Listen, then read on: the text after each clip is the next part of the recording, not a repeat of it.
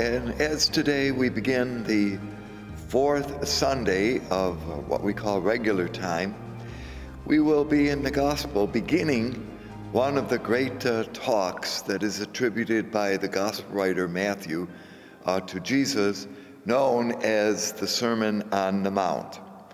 To begin, the readings are first from the prophet Zephaniah, chapter 2, verse 3, and then chapter 3, verses 12 through 13. Obviously, they do a little editing there in the prophet's words. The second reading comes again from the first letter of Paul to the Corinthians, still in chapter 1, this time verses 26 through 31. And as I mentioned, Matthew chapter 5, verses 1 through 12a. Now, in looking at the story of Matthew, as he presents the image of Jesus, a couple of things again to keep in mind as we read through this work, that basically this gospel writer is very familiar with Judaism, and it might be that this particular work was written shortly after the fall of the city of Jerusalem in the year 70. Now, when I say shortly after, it was probably 15 to 20 years later, and by this time, within Judaism, had developed a rethinking on the part of the leadership that emerged from this great tragedy in Jewish life, a group of leaders who would later be known as the Pharisees. At this point, they were, now, not that the Pharisee party didn't exist prior to the fall of Jerusalem, but their position, you remember, within Judaism was one of many. There were many other groups of Jewish believers who kind of took the message of Judaism and interpreted it sometimes in slightly different ways. Certainly the most significant change was between the Sadducees, the priests who were in charge of the activities that went on up at the temple in Jerusalem, which after the fall of Jerusalem no longer existed, and so for all intent and purposes, the Sadducee party no longer existed. The Sadducees, you remember, had not believed in a resurrection of the dead, and that distinguished them from other groups, particularly from the Pharisees. But what we know is that there were other smaller groups of Jewish believers who took the message of Judaism and accepted certain aspects of it in different ways. Also, I think it's important to remember that many Jews in the first century no longer lived in Israel. In fact, it's estimated that about 2/3 of Judaism, that is, members of the Hebrew community, lived in other places, primarily around the Mediterranean, although some of them lived in the Middle East, across the other side of the Jordan, who were known as diasporic Jews, that is, those who lived in the dispersion. So when we talk about Judaism, it is perhaps important to notice that we're not looking at the totality of Jewish belief and understanding, but rather as those that we are aware of and that we have some information regarding. And some of this information about the Jews of the first century comes to us from the Jewish historian Josephus. We've mentioned him before, and he is important in giving us some background with regard to Judaism that is not found in the gospel tradition.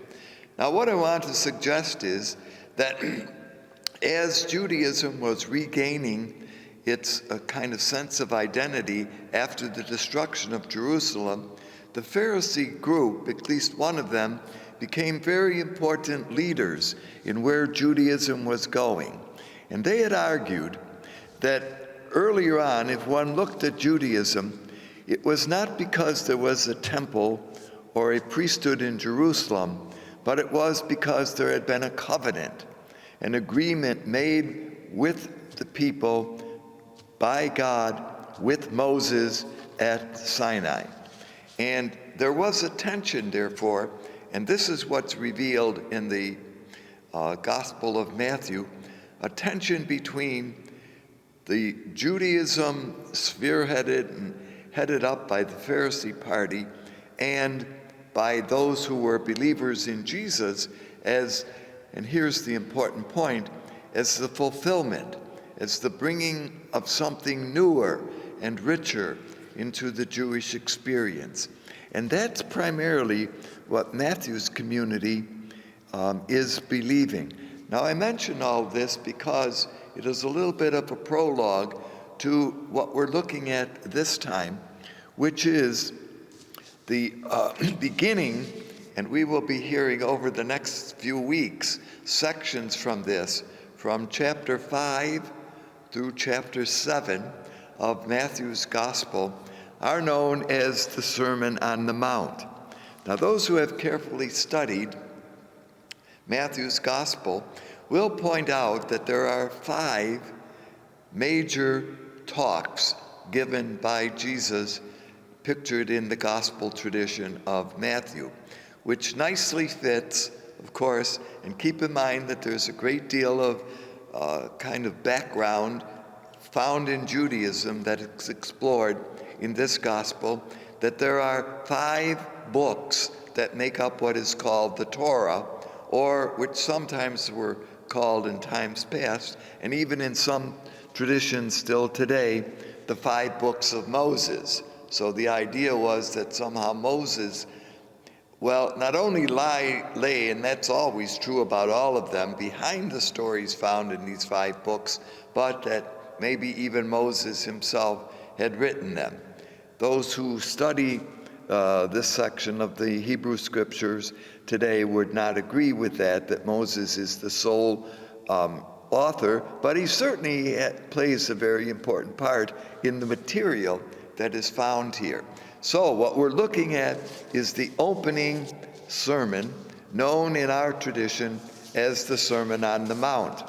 Now it pictures, and this is, again, the opening verses of chapter 5. We will be listening to more of these verses as the weekends move on. Prior to this, Jesus had called his disciples. Remember that in our last meeting, Jesus had pictured 4 men to be part of his group, and there is a little argument here now as to exactly who is the recipient of this message, this first sermon that Matthew pictures Jesus as giving. It's also interesting to note that part of the material that is found here in Matthew has also been found in the gospel tradition according to Luke. You might remember that in former discussions we looked at this, and there is some discussion even today as to which of these 2 traditions, this tradition is not found in Mark, but which of these 2 traditions, the one found in Matthew and the one found in Luke, was first? Did one of the 2 borrow from the other? Some of the weight has gone in favor of Luke, although more recent arguments go the other way, that the origin of this material was Matthew, and that Luke kind of developed his own. That discussion will continue to go on, and we don't have an answer here definitively for you today. You can kind of read about that if you're interested. The Sermon on the Mount begins by picturing Jesus, therefore, as literally, well, if it's a mount, then you need to have something that's up. And in this case, although it's called the Sermon on the Mount, let's be careful here, as I've mentioned a number of times, that hills for those in Judaism or in the first century world of Palestine would be kind of maybe like we would call the Boston Hills in western New York, but even those are higher than what's here. The point might be, and here we're not sure whether or not this is to be understood more symbolically than really, is that when one goes to a mount, it equals, in terms of symbol, a revelation that is about to take place. And from that point of view, that's exactly how this is understood by the gospel writer Matthew. Jesus will hear because, and what's the connection? Well, one remembers that in Israel's history, when Moses had climbed the mountain, Moses had received what is known as the Torah, the law, the commandments, the way by which Israel was to live its life. Now, what is pictured in Matthew here is not a negation of the Torah. And that's important to see, because sometimes in the future that would be a way in which this would be understood, that somehow Jesus is replacing the Torah. No, what we see here is that Jesus is reinterpreting the Torah. Now that's important to notice. You're not doing away with it, but you're looking at it from a different point of view. And the conclusion that is brought from this reinterpretation is that through Jesus and his teaching, a fulfillment of understandings and of hopes and expectations is taking place. So as Moses had ascended Mount Sinai, Jesus ascends this mount. Many are still looking for it. Some have identified it in places of Israel or Palestine today, but we really don't know, at least from a biblical point of view, where this particular place was. Now, one way to frame what happens here is, and this is interesting, because as we've mentioned before, in this section of Matthew's story, Jesus is pictured as the great teacher. There are other roles which he will show and exercise, but here it is the role of the teacher, as Moses had been a great teacher for people in the past. So here is Jesus, if one kind of wants to set this in a certain pattern, Jesus seated, and he sits down, and that of course is important because great teachers, when they came to exercising this role, were also pictured as seated. And so now his disciples come to him. Who are these? And that again is a tradition, that students or disciples came to teachers. See, unlike earlier on where Jesus had called followers, now here they come to him. Now, is it just the 4 who are the disciples who received this message? Or is it the whole 12? Well, that again is a discussion that goes on. We're not really told who the disciples were, only that from Matthew's point of view, the disciples represent the church. Now, this is an interesting term. The church means those who are called. The church means the assembled. So who are those who are assembled here? Is it just a few disciples? Is it a greater number? So you can see Jesus, the disciples, and then underneath that, as Matthew writes his story, are the afflicted of the world, and that would be everyone. So in a certain way, in the picture in which this is described, you can kind of see a more universal gathering at the foot of Jesus as this teaching begins.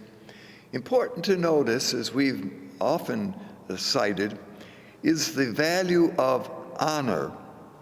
And it is important that when honor is respected, that it be given by the community, by those who are of importance to the one who is honorable, that respect that is important.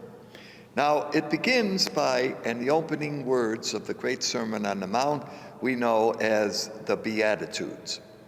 As a little aside, we generally speak, for all kinds of reasons, about the 8 Beatitudes, but if one listens carefully, one will notice that there are really 9. Now, why is this the case? Because the first 8 are blessings which are given in the third person. Blessed are those. See? The 9th one is given in the second person plural. Blessed are you. And so for that reason, that one is often dropped out. But if you're counting, you may notice that there are really 9. Now, the term blessing is one way in which this particular word is interpreted, but it also could mean happy, fortunate, worthy of praise. So different translators of the word here use different terms. We are pretty much familiar with blessed are the poor in spirit, but some translations will say happy are the poor in spirit, or worthy of praise are the poor in spirit, or as someone else has translated this, and this is what goes back to a point that I was making a minute ago, truly honorable are you. See, so take your choice. The one you will hear, of course, in liturgy this week, I'm sure, will be blessed are the poor in spirit. So these are formal blessings. Now, a formal blessing always is an action of the divine. Humans don't give blessings. The Lord gives blessings. And so as this series unfolds, these are blessings given by the Lord. Now, I'm sure you're more than familiar with the Beatitudes. We use them quite regularly. Sometimes they're used at weddings as a kind of wonderful beginning. Sometimes used at funerals, again, as the beginning of new life. And then, of course, there are occasions throughout the year, particularly the feast day of All Saints, that this particular section of words are used. But here we find them simply because we're following the pattern of Matthew as his story unfolds. Blessed are the poor in spirit, for the kingdom of heaven is theirs. Now, it's important to see that the word spirit has sometimes been misunderstood, okay? Matthew understands that spirit here refers to the poor, refers to those who live and it's important that we don't romanticize poverty here. Sometimes in later tradition, poor, those who are without food and that, there's nothing romantic about being in poverty, is there? Okay? So really, blessed in the poor in spirit is intended to alleviate poverty. Now, keep in mind that Matthew, as in other parts of his gospel, indicated that people can have goods and do have riches. Remember how when the Magi visit Jesus, they bring him gifts of gold, frankincense, and myrrh. Remember that at the time of Jesus' burial, Joseph of Arimathea is pictured as being present, who is called a rich man. So, and when Jesus later on in this gospel sends out his disciples, he tells them, take no gold or silver or copper in your belts. Now, they would not have any need not to take them if they didn't have them. So it isn't that this gospel is opposed to riches, but what is going to be significant understandings are how the goods that one has are used. So when Matthew says poor in spirit, it is those who are aware of their own privileges and that they will work to help those who aren't. So blessed are the poor in spirit. So we can analyze a little bit some of these particular phrases. By the way, most of them are borrowed from some works within the Hebrew Bible, particularly from a tradition which is known as the wisdom tradition. We have mentioned this tradition before. It comes into popularity in Jewish practice and thought, 2.5, maybe even 300 years before Jesus' time, and therefore was very popular as we move toward the Judaism's practices in the first century world, in the world in which Jesus and his disciples grew up. So, blessed are those who mourn. Now, mourning here, of course, is comforting all those who mourn. Now, it may well have been that the first understanding of this is not the way in which we understand it today, although there's nothing wrong with the way that we do. But those who mourn would have been those who were realizing the terribleness of the destruction of the temple in the year 587 before the common time. So this would have been the first temple, what was known as Solomon's temple. And that therefore Isaiah, who, and we will hear him frequently as we do, kind of mention this, consoles the mourners of Zion. That is, those who mourn the loss of the city. Could this be some reference to the loss of the second temple, as we mentioned as we begin? And that might be the mourners. Now, it is true that more popularly, we say that mourning is the loss of someone whom one loves. I love this person, and I desperately miss this person, is the reason why we mourn. And so perhaps this particular beatitude reminds us of the importance of a heart that knows how to grieve. That is, a heart which is moved by its ability to love. And so therefore mourning is, of course, is that sorrow for the loss of a loved one.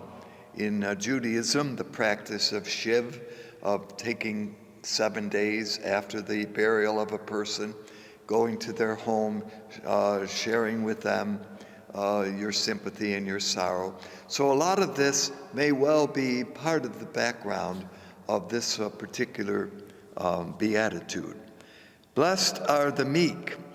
Now, a person who is meek is a person with great authority, but one who does not lord it over others. So meekness is not a weakness here, or the Uriah Heep character developed in one of Charles Dickens' stories, Uriah Heep, who said, that's not the kind of meekness that is brought here.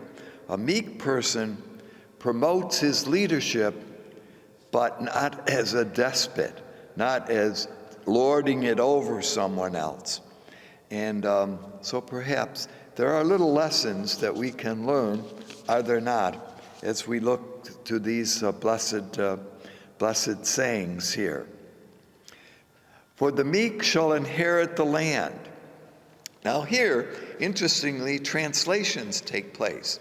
Is it blessed are those who inherit the land, which could, of course, refer to Palestine, could refer to the land that had been promised by God to Abraham long ago and far away. And so is this just a promise of a particular land? But what if the translation, as some see it, will inherit the earth? Now, if the earth is the right word here, then that's everything.